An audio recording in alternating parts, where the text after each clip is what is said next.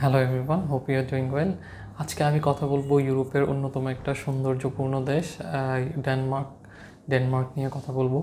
So আমাদের মধ্যে অনেক স্টুডেন্টরা ইউরোপে পড়াশোনা করতে যেতে চাই, বাট কীভাবে পড়াশোনা করতে যাব, কোন দেশে যাব, ওই বিষয়গুলো নিয়ে একটু দ্বিধাদ্বন্দ্বে থাকি। সো এই ক্ষেত্রে ডেনমার্ক কিন্তু একটা পারফেক্ট চয়েস হতে পারে স্টুডেন্টের জন্য, যারা হচ্ছে গিয়ে ডিপেন্ডেন্ট নিয়ে যাওয়ার কথা চিন্তা করতেছেন।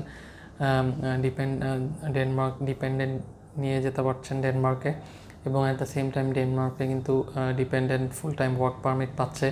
এবং ডেনমার্কে সবচেয়ে বড় সুবিধা সেটা হচ্ছে আপনি একই সাথে ফ্লাই করতে পারবেন ডিপেন্ডেন্ট সহ।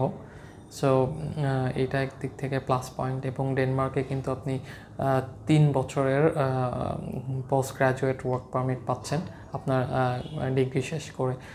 সেটা যদি মাস্টার্স হয়, 2 বছরের মাস্টার্স করার পরে 3 বছরের ওয়ার্ক পারমিট পাচ্ছেন।